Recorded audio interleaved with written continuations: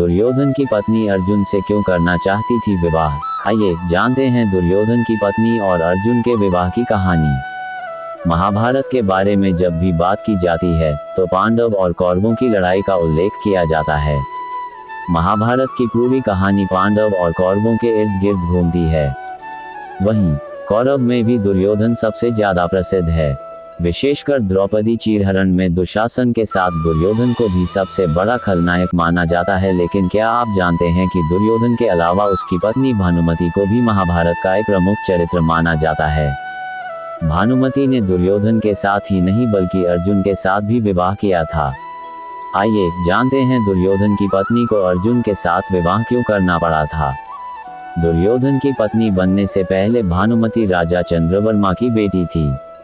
जब भानुमति विवाह लायक हो गई तो भानुमति के पिता ने उसका स्वयंवर रचा, जिसमें दूर राज्यों से योद्धा शामिल हुए थे। इस स्वयंवर में दुर्योधन भी शामिल हुआ था। जब भानुमति वरमाला लेकर आगे बढ़ने लगी तो उसकी नज़र दुर्योधन पर पड़ी, लेकिन भानुमति वरमाला लेकर आगे बढ़ गई। जब दुर्योधन ने देखा कि भानुमति आगे बढ़ चुकी है तो उसने भानुमति के हाथों से जबरदस्ती वरमाला लेकर अपने गले में डाल ली। इस कारण से कहा जाता है कि भानुमति से दुर्योधन ने उसकी मर्जी के बिना शादी की थी। भानुमति और दुर्योधन के 2 बच्चे थे।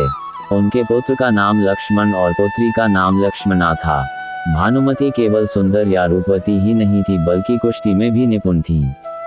भानुमति कुश्ती के दांव पेंच में दुर्योधन तक को परास्त कर देती थी। इसका कारण ये था कि भानुमति के पास ऐसी कुश्ती करने की ऐसी तकनीक थी जिससे बड़े से बड़े योद्धा भी हार मान जाते थे। कहा जाता है कि भानुमति के गुणों के कारण ही दुर्योधन भानुमति से बहुत प्रेम करता था और उसके पराक्रम से बहुत प्रभावित भी था।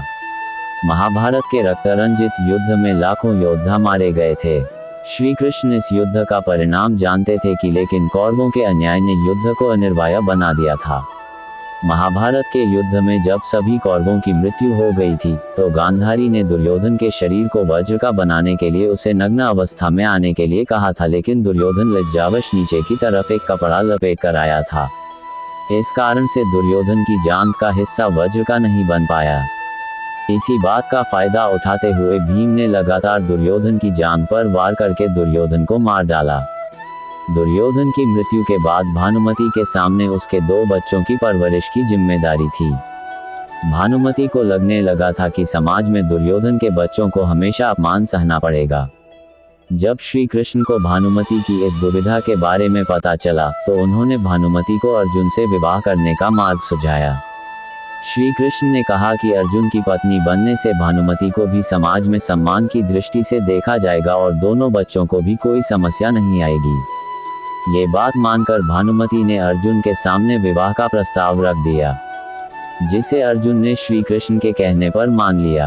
भानुमति की पहचान केवल अर्जुन या दुर्योधन की पत्नी होने तक सीमित नहीं थी बल्कि भानुमति को उसके स्वभाव और व्यक्तित्व के लिए भी महान माना जाता है।